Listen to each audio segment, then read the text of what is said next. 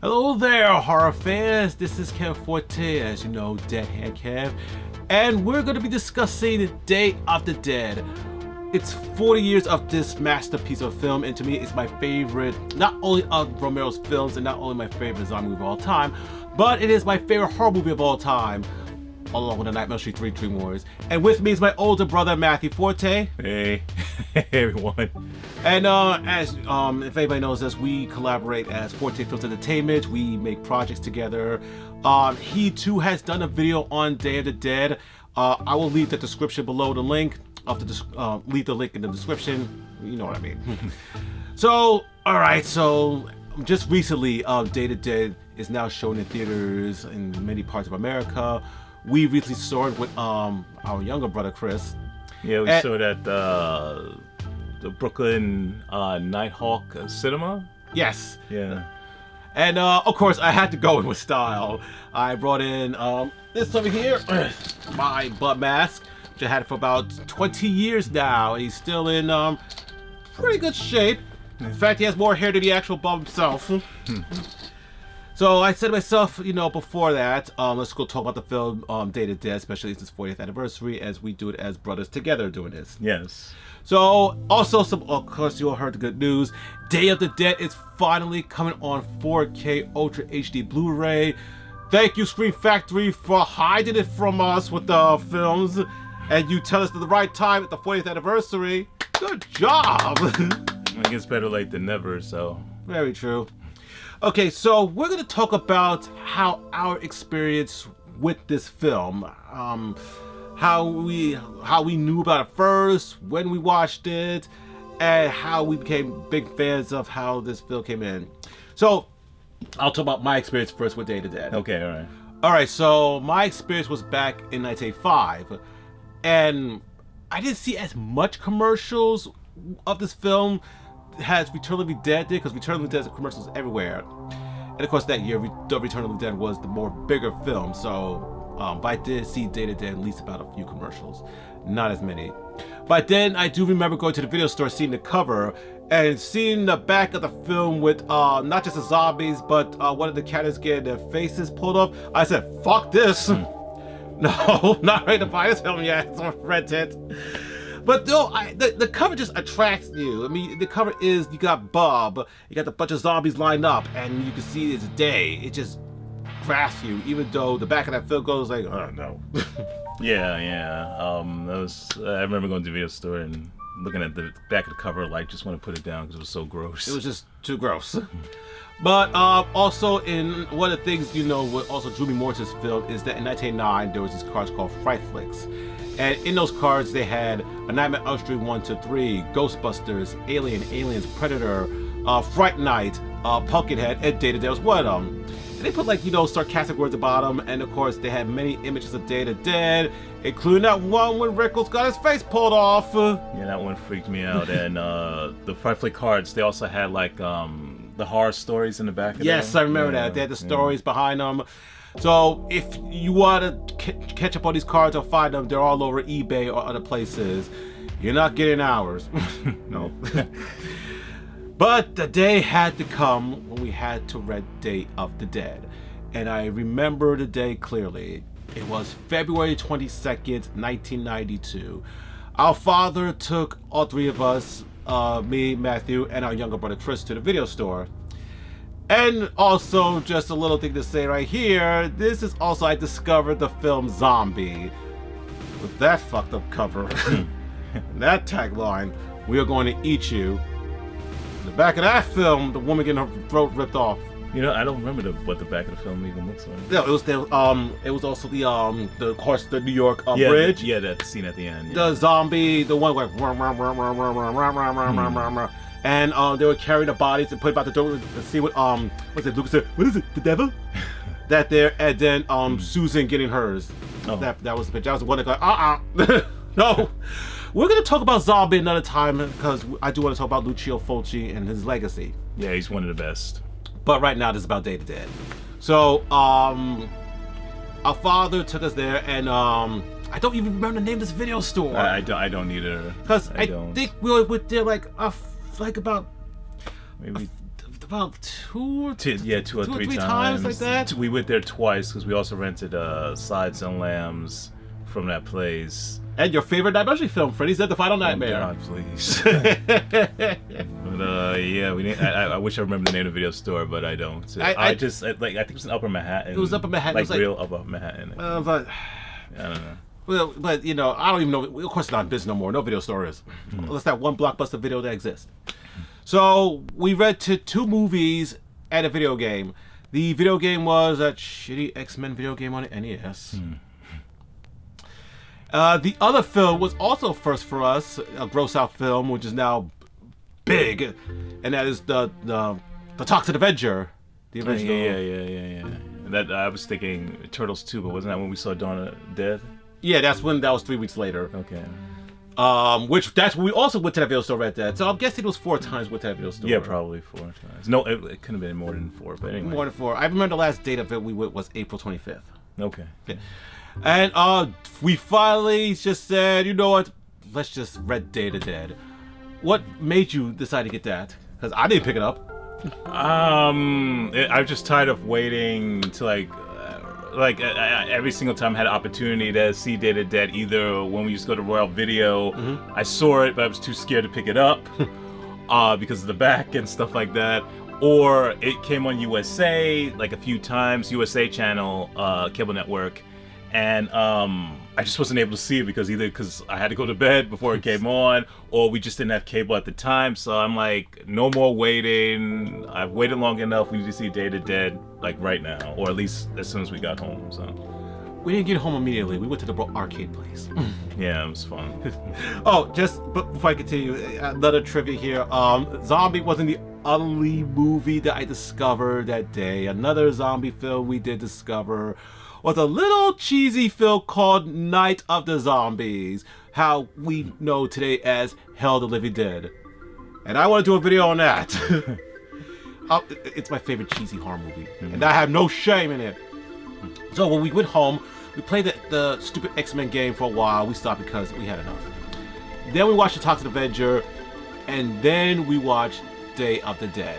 Now, we watched the Toxic Avenger, and of course, the film's very gross as it is, what happened to the kid, and how Toxie takes out the bad guys. Yeah. Then we put on Day of the Dead. And, of course, the first gross out scene I had to probably think was that zombie was on a slab. Yeah, I would say that. And he gets up and that thing, his guts pour out, and Sarah's like... Yeah, that's probably the first one that made me go... And then after that was, of course, the attack on the 2 when they try to get the other 2 zombies. Yeah, Rhodes men. And then Miguel gets bit in the arm, and that zombie looked like that was the best meal he had. Just the look on his face, it's like, oh. I said to myself, I think something's beat Return of the Living Dead. Yeah, no question, in terms of gore. And that's just the beginning of it. And then, of course, later on when what happens to Miguel, that sacrifice, when he just decides to lay there, put the zombies coming down the elevator. Why? Yeah, I mean, to this day, I don't understand why he did that. I mean, it's clear he did that for, one had to, I guess, maybe give his friends a chance to escape, but then again, I don't know if he knew his friends. He didn't even know this was escape. Yeah, he didn't know they were captured by Rhodes' men. I'm just thinking he went mad. The fever from the zombie bite made him go mad, and he just did that for some unexplained reason. I love Day of the Dead to death, but I wish I had a clear explanation of why Miguel did that in the end. I want a clear explanation on this. What happened to his body? When the elevator comes down, you see a whole bunch of zombies, but where is Miguel's body? What, did piranha eat him? How did it disappear? Yeah, I mean, maybe the other zombies on the platform are obscuring the body, but it does appear like the body disappeared. The body disappears, the same thing like in Dawn of the Dead. Let's see when the zombies are by the car, and the guy says, hit the gas. Yeah. You gotta think of disappearing zombies there, Romero. Or disappearing zombie food or whatever. Exactly, but that's the thing of indie cinema. And then came the death of those 4 miserable assholes. Let's see, Torres, one of the best deaths to me in history because it's just a one shot, a bird's eye view shot. and they're pulling his head. And it's just one take shot. It's not cut or anything. They just pull the head off. Right now, they'll use some CGI for that. Yeah. And it doesn't bring in the magic. Torres played by Tasso Storazza. I can't pronounce his last name. I think it's Stavrakis. I'm Stavrakis. sorry, we're mispronouncing So sorry his about name. that. Sorry, man. And then, and of course, we had the scene that made me not want to rent it, but it has the Rickles. Yeah. I forgot his name, the actor. Oh man. Oh man. I'm so sorry. It's Ralph. What's it? It's with an M. Morero? Something I like think it's that. Ralph Morero. Again, sorry. Sorry. On the last names, but it's definitely Ralph is his first name. And they pull his face. He goes crazy as it's happening. He's like yelling. He's like screaming and like laughter in it. And then they eat his fingers. And then we got, of course, Steele played by G. Howard Clark or Gary Clark. I mean, we see him doing a football tackle on one of the zombies. And he shoots all the zombies. And then he escapes. He tries to open the door, but Rhodes locked it because when Rhodes saw the zombies coming down, he showed his true colors to his men. He was a chicken shit. And he locks the door, and then still has no choice but to open the door and let the zombies in. But there's one thing I do want to explain about this scene. I don't know if anybody brought it up. There's a scene where the zombies are walking, and then there's one zombie who's looking around, and he grabs something. From the cart. From the cart. What, did he see a quarter? Did he see butterscotch candy? What? I mean, if you see the scene, he's walking. They're all walking. Now one zombie's like, oh! Did anybody notice this? So anyway, Steele runs into Bub, who got free. He goes to the next room. He wants to shoot Bub, but then he's attacked by a whole bunch of zombies. He gets bitten on the neck, and no, he's not gonna get out of that situation. He kills himself. But then there's the grand finale, the death of Captain Henry Rhodes. Did they ever say Henry in the movie? No, it's in the script though. Yeah, it's in the script. They never said Henry in the movie. So Bob sees him, and Bob is like, yo! Shoots him twice, one in the shoulder and the other in the leg. And he knows he's fucked. But he sees his door, he says, like, come on! And he's walking like on the wall, like... Then he tries to get to one door, it doesn't open. He opens another door, he has this look of relief. But when he sees all the zombies, he screams like a bitch. And if you notice, one zombie's like, oh! He has a hat on like it's a food. But Bob does something smart. Instead of just actually shooting him, he could have shot him in the head, shot him high. He shoots him in the lower abdominal, like, your death ain't gonna be that quick. So they pull him in, you think, okay, what are they gonna do? Bob does a salute, walks away, and then Rhodes gets, to me, probably the best death in horror film history. Yeah, I would say it is the best death in horror film history. It probably is my favorite kill, probably in any film. Any films, like, they pull his torso out, drags his legs, and Pilato ad-libs the word choke on him, which that was, pretty cool to see. Yeah. Damn, I miss you. Yeah, you are definitely missed, Mr. Pilato. He's missed. And then you see the aftermath of the zombies eating the remains of the people, including Fisher, who got killed earlier by Rhodes. This is even the scene that you see the zombies eating him when Rickles is trying to run away from them. Yeah, so just seeing that, I remember when we first saw that, it was like, oh. But because of that, we had to see Dawn of the Dead. We saw it in a different type of order. In fact, it was night first, then day, and 3 weeks later, Dawn. Yeah. And we're going to talk about Dawn. In fact, we're going to talk about all of them together. Yeah, at some point. So, that was, like, just a gross out experience. Like, oh, man. Dawn came. The zombie. But then, I did something that he got upset. Well, yeah, this is a couple of years. Explain the shame. Explain the shame. And this wasn't a couple of years. This was a 1 year and 5 months. Yeah. It wasn't that long. Wasn't that long. So, this was July 11th, 1993. So explain your shame. Oh, well, I was going to say this in my Day to Dead video that I did earlier this summer, but I decided to save this story for this particular video. Yep. So around this time, Dracula, Bram Stoker's Dracula, the Francis Ford Coppola film was released. You know, with Keanu Reeves, Winona Ryder, Gary Oldman, and I really wanted to see that movie. And so I asked Kevin to go ahead and, you know, because he would usually rent the videos at this point in time. This video store I do know the name of. It was called Great American Video. Yeah.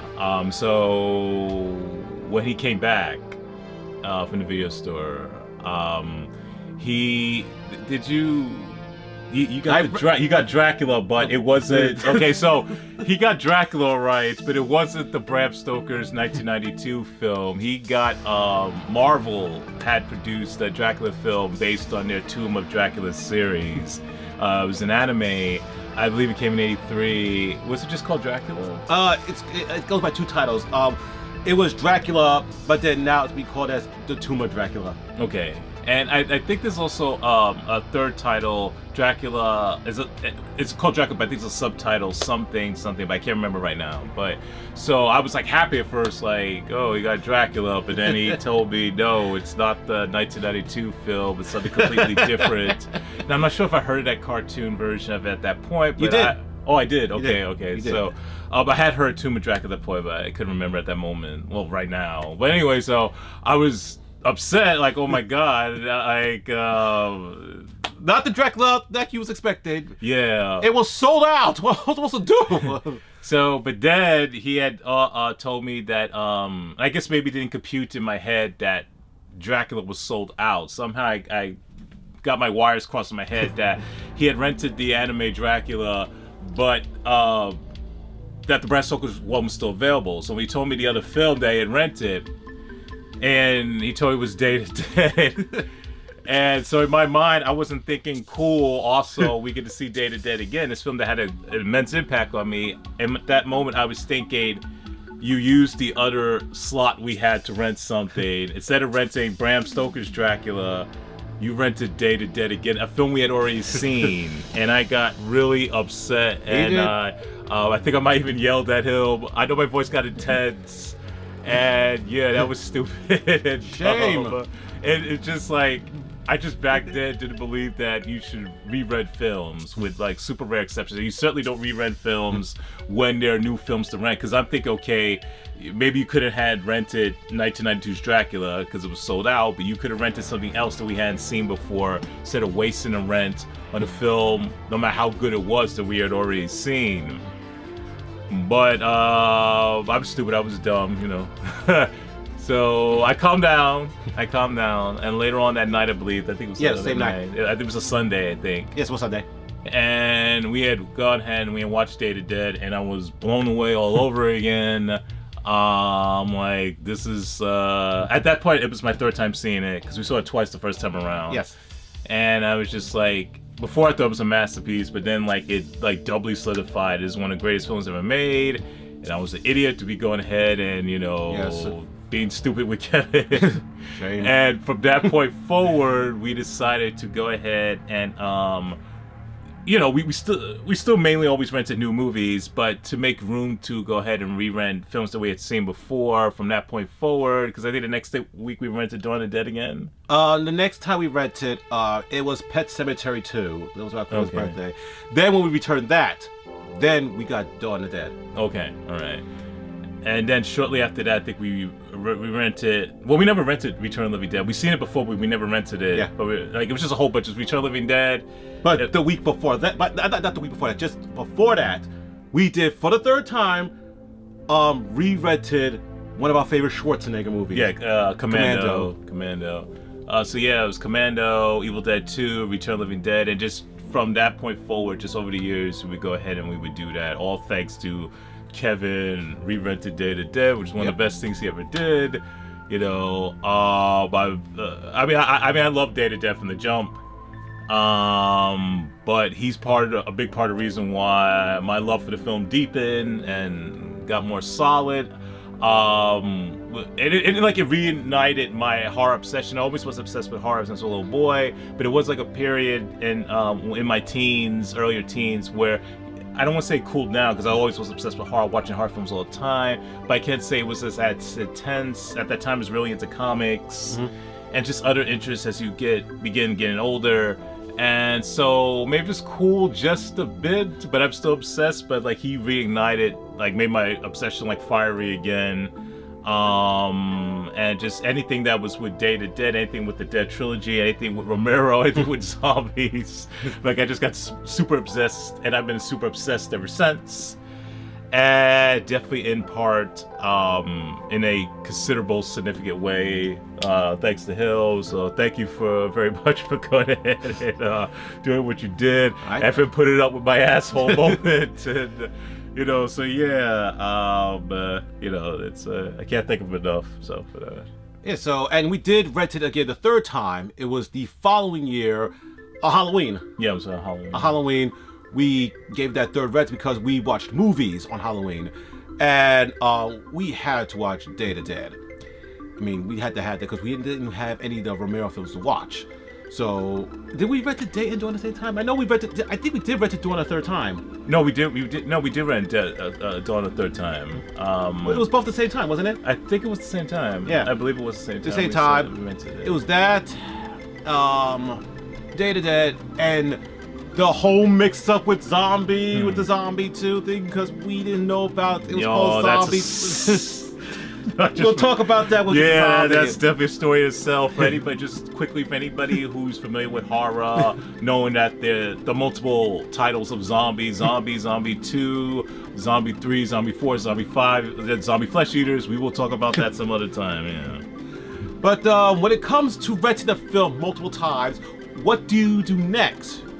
You want to own it. So there was a video store I went to, and I can remember the date of when I bought it. It was July 3rd, 1995, which technically is the limited release of Day to Dead before it went to its wider release on the 19th. Yeah. So in other words, 10th anniversary thing. So I went to the video store and I was friends with these guys, and of course sometimes I would stop there just to play Mortal Kombat 2 and kicking ass. So I know sometimes they make copies for people, and I said to the guy, who I forgot his name was there a possible way you could make me a copy of Day to Dead? He says, I'll do you better. You can have the copy that's on there on the shelf. I go, you're serious? He says, yeah, you know you come here all the time, you give us good business, and we'll sell it to you. And I think he sold it to me for $9. He gave me the cover, the actual cover of the film, and I just brought that thing home. That was the first buy of Day to Dead. Unfortunately, I don't have it no more. I have the cover still, which has the autograph of Laurie Cardell, Gary Clark, Joseph Pilato. We went to see him at was it Fangoria? It was Fangoria. I think it was in '99. Yes. January of '99, I think. Yes. First time we ever been to a horror convention. Not your it was my first time. My first time was 3 months before that, in October of 1998. Yeah, that was which was also saw the dead people there. Yeah. Bill Heitzman. Bill Heitzman I saw there. His rest also a few others, and the tape copy I gave to a friend who I worked at the video store. Not video store. No. What was it, Canal G's? Yeah, Canal G's. What? I never worked at a video store. But yeah, I told him about this film. And I said I got the film now on DVD because Edgar Bay released a DVD back in late 1998. So I gave it to him. I said, you can't have the cover because it's signed autograph. So I gave him one of those covers that you get when you rent films. Those hard clamshell covers. Yeah, I think they're clamshells, but yeah. Yeah, so I gave it to him, you know, at the present. Although I'm going to try to find a way to put my own copy on VHS. So we have bought this film multiple times. We bought it on VHS. We bought a DVD twice. We bought a Blu-ray twice. And now this 4K is coming out, and you know, thank God, because we got Not Living Dead of 4K. Hell, we got Not Living Dead, the remake of 4K. We have Dawn of the Dead of 4K. We have Dawn of the Dead, the remake of 4K. Land of the Dead. Oh, Land of the Dead of 4K. Yeah. I don't think they're ever going to release any of those Day to Dead remakes on 4K. I mean, I don't think so. Fuck those films. Yeah, that 2008 Nick Cannon shit and the 2017, 2018. That Bloodlines crap. No. Unacceptable. Those are not gonna be in this house ever. No, in fact, I should talk about those another time. But like I said, my brother has done a video on not just Day of the Dead, but also talk about the shitty remakes. And so over the year, decades, Dawn of the Dead, of course, you know when the film came out, it was a big time failure. In fact, a lot of people thought that The Return of the Living Dead was actually the sequel, the third film. Wait, Dawn of the Dead? No, the people actually thought. Some people thought like, was The Return of the Dead a continuation like after Dawn of the Dead? Like, no. No. I thought maybe you said just now that Dawn of the Dead was a failure instead of Day. Maybe it's my mistake. If I said that, I apologize.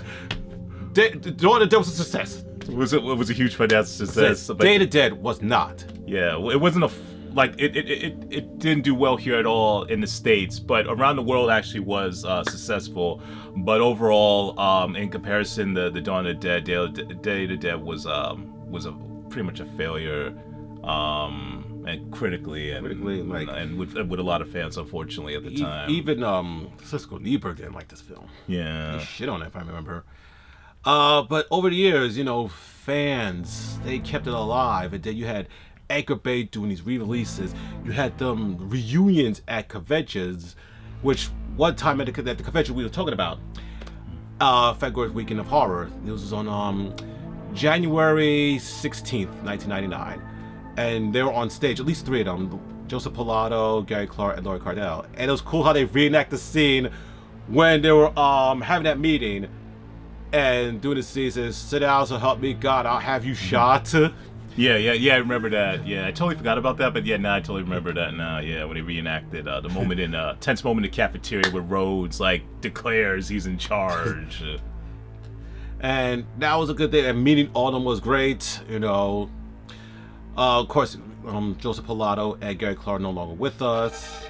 In fact, some of the cast members are no longer with us, including the director himself, George A. Romero, which really sucks. Yeah. But the Laurie Cardell is still with us. And then just over the years, it's just Day of the Dead has grown over the years. Like, of course, Trick or Treat Studio is doing action figures of them. Release them soon. And multiple Waxwork Records released Day of the Dead on the album, which I have also. In fact, we bought this on audio cassette. Yeah, we bought Day of the Dead audio cassette. CD. Yeah. And the record. Yeah. And of course, Mask came out, which many years ago. There was a company called Bump in the Night Productions, but they don't exist no more. That's why I got that mask from. I also have one of as we see here, Dr. Tongue here. Fortunately, he's crumbling a bit, so I don't really wear him as much. Still in pretty good condition. He's in pretty good condition, so he's living after all these years. And of course, Trick or Treat Studios did their versions of those masks a few years ago, which I think you still get now, but you have to probably go on eBay or something like that. They look similar? Dr. Tongue looks actually a little better. Okay. I can't just say the same about Bob. This looks a little off. I think I saw that one, and it was like. But I would still get it just to add to the collection. All right, so should we talk about the camera? Yeah, we should tell about the technical difficulty. Yes. Unfortunately, we had stuff to talk about, but the camera decided to just go out. At a certain point. About 27 minutes into us recording our video, for some reason I do not know why, the camera just shut off.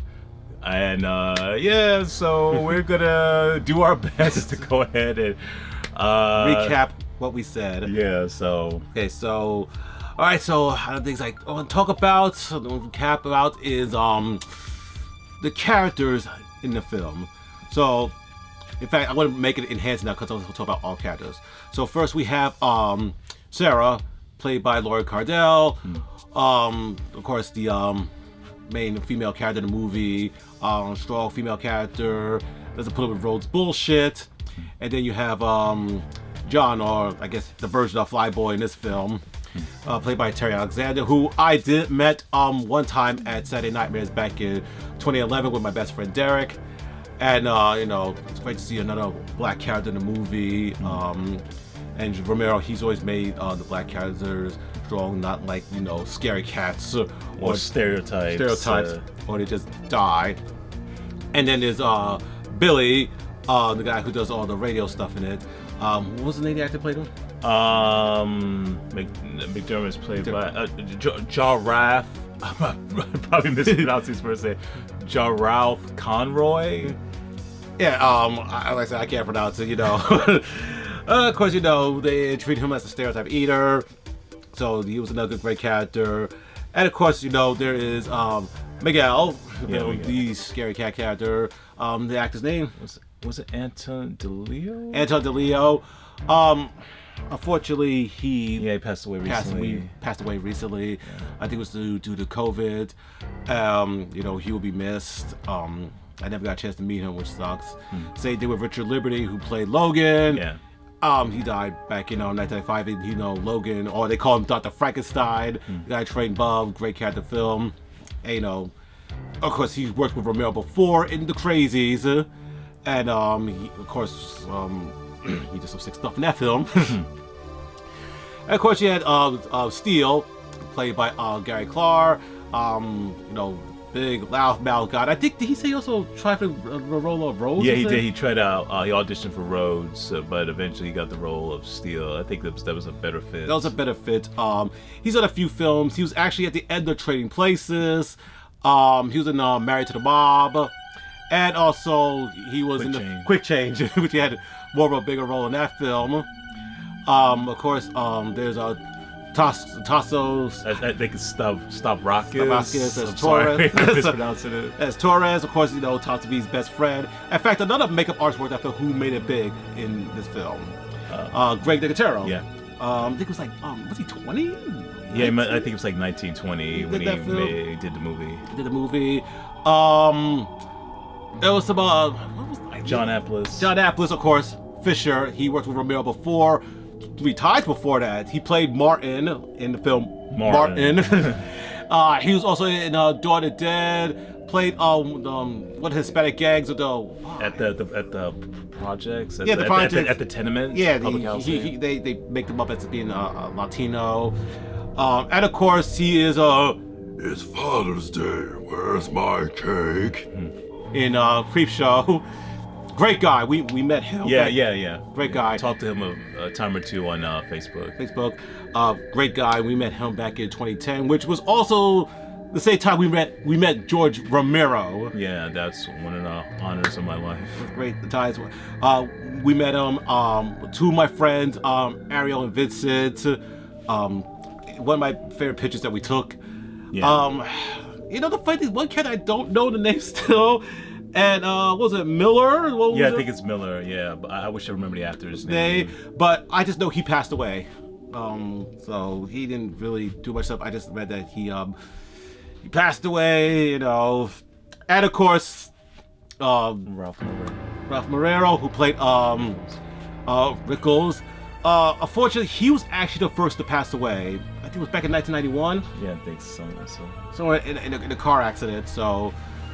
Yeah, he was the first to go, so that sucked. Rest in peace. Rest in peace. But of course, let's talk about the 2 favorites in the film. The film's antagonists, Captain Rose, played by Joseph Pilato, which unfortunately he passed away just 8 days after his birthday. His birthday was on March 16th, and he passed away at the age of 70 on March 24th, 2019. He's done a lot of things. He's worked with Quentin Tarantino in Pulp Fiction. Yeah. I think he played it. D. Martin impersonator. He was in The Wishmaster. Mickey Torelli was his name. Yeah. He's the one that was responsible for killing Ted Raimi and laying the jewel loose again to the hands. And this whole shit started. What was the name of that film he did? Demolicious. Demolicious, that's the one. Yeah. Nicole Egger, he did that film. He was also in Dawn of the Dead. His scene was cut out, but it was put back in a more longer version. I think it's still inside the Magenta version. Yeah, I believe it's in the Argento cut, and it's inside the extended version of Dawn of the Dead. And he also worked with Romero again in Night Riders. Yeah. Big part in that. So he's done a few things before his death at the age of 70. And, you know, of course, his infamous role of Captain Rose, the most infamous death he had. And the other one is, I guess you could say, the film's protagonist, zombie protagonist, Howard Sherman as Bob. You know, the first zombie with intelligence. Or Sherman Howard. Or Sherman Howard. Either name, it's one of them. Because it's like this film, it was Howard Sherman. Another thing, Sherman Howard. Make up your mind.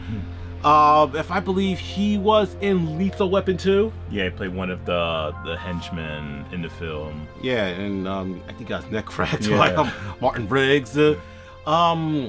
He's also, in case you know, but if you're a fan of Batman, you would know, he did the voice of the film, not the films, the character, Batman Beyond. He did the voice of Blight, the main villain in that show. And we first heard of him, well, I can't 100% vouch for Kevin, but I know the first time I ever saw him, or at least was aware of him, was he played Lex Luthor in the second Lex Luthor in Superboy, the series. So this guy has a Batman and Superman connection. Yes. If I remember, he was in an episode of Tales from the Dark Side. Yeah. He was floating. He was floating. This guy has his ability to float. Yeah. No spoilers here. If you watch Tales of the Dark Side, you know, a lot of great people from working with Romero are in that show. So yeah, just check that out. So he's still around, and he's still one person I want to meet soon because I have not met him. I met Tarman before I met him, which I have both guys tattooed on me. Well, I'll talk about that in this one, Returning Dead. But of course, like I said, Bub's right here on my arm for life. So Bub for life, Tarman for life. So I got those. Yeah, two of the on-screen greatest zombies. Even though if the two of them, Bub is my favorite. It's my favorite also. Don't worry, we love the Tarman. Definitely. We love Tarman. They say he's on me, but Bob, is something special about Bob. He's just a little more likable. And while the other one is, he's likable. It's just that not friendly likable. The other guy, nice, and the other one wants to eat your brains, which we're gonna talk about more Returning Dead stuff later on. I think one of the things is what makes Dead Dead great also because it does one of the few rare things, and it third films usually in the series either or terrible. Yeah. But this one not only is a great third film, but it's the best one, and there's a few that have the third film top the other. Yeah, it's like a small list of third films that are worthy of their predecessors, and then there's even a super small list where it's just as good or if not better than their previous films. And Dead Dead to me is my favorite of the Romero original Dead Trilogy. Other ones, Nightmare on Elm Street 3. Yes, Nightmare on Elm Street 3. The other horror film is my favorite horror film of all time. Of course, if you know me, you know I'm a big Freddy Krueger fan. As you said, Lord of the Rings. Yeah, Return of the King, I would say is around the same level, about the same level as Fellowship of the Ring. I mean, most people probably prefer Captain America. Winter Soldier is the best of that trilogy. It's fantastic. It's a masterpiece. But to me, Civil War is my favorite of the three. Mine's too. Other worthy part threes, like on around the same level or better than the first one, Return of the Living Dead 3. That's a great one. In fact, speaking of Marvel, of course, Infinity War. Yeah, Infinity War. That's another one. Because Age of Ultron sucked. I'm sorry.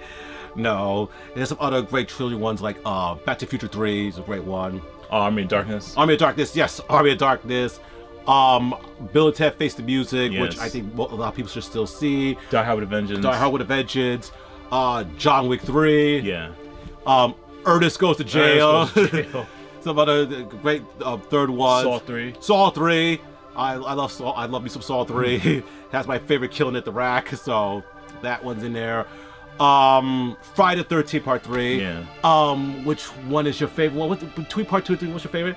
I really like both of them, but Part 2 I think is a little bit better than Part 3 Friday films. Me, I can't really say. I could say that Part 2 has the better ending. I'm not the biggest fan of Part 3's ending because the whole thing with Mrs. Voorhees coming out the water makes no sense because Chris never knew about Mrs. Voorhees. They never mentioned Jason's name in that film. That's the only fact in the film where Jason's name is not mentioned except for the flashback scene of Part 2. So how would she even know about Mrs. Voorhees? At least it makes sense in the first film.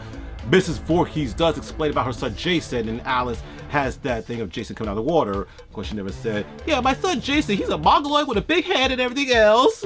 But at least they mentioned his name and how what happened, but no.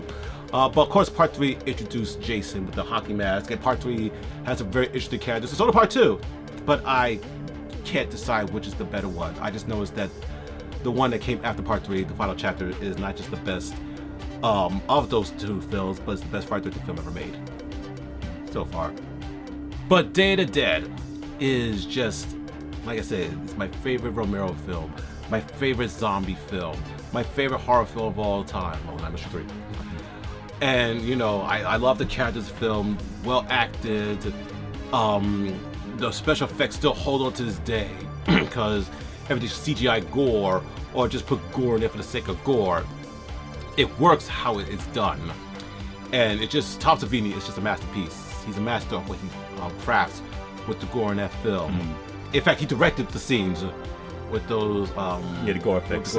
Yeah. You know, I would just say if I had Tom Savini on my set, I'd go, Mr. Savini, do what you please.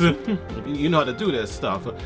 But not just that, the great music score by John Harrison. It has this Caribbean synth music sound to it. Yeah. And the thing is, like, when I did my Day Dead video earlier this summer, I mentioned pretty much everybody that who made great contributions to the film. But the one person who made one of the most significant contributions, John Harrison, created one of my favorite scores of all time. I forget to mention him. I don't know how. I'm so sorry.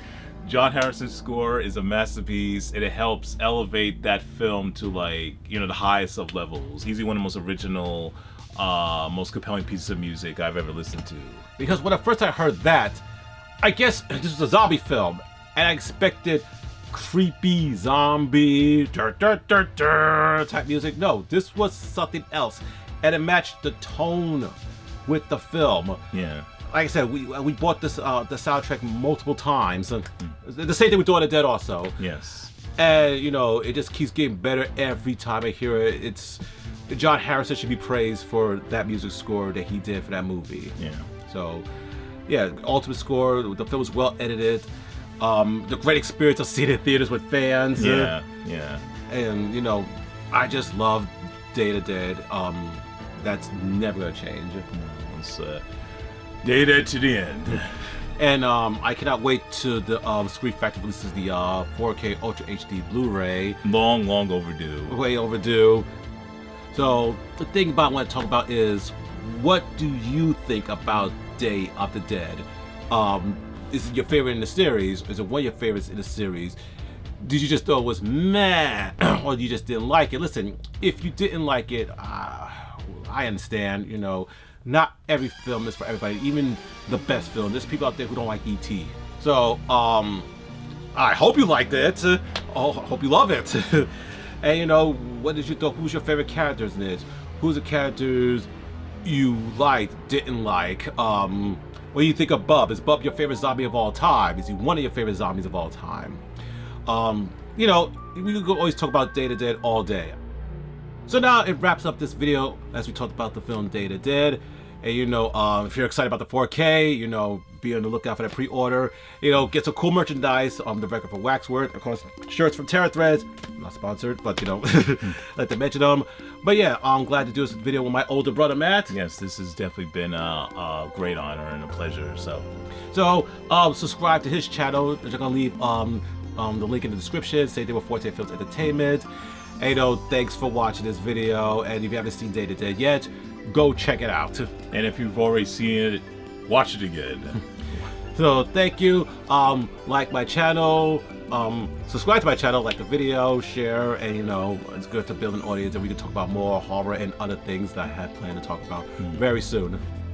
Yes, so thank you all so much for taking the time to watch our videos. Thank you for supporting us over the years with Forte Films Entertainment and our other projects. And we definitely look forward to talking to you again soon. So in the immortal words of George Romero, stay scared. In the words of Captain Rose, choke on him! Choke on him! Later. Later.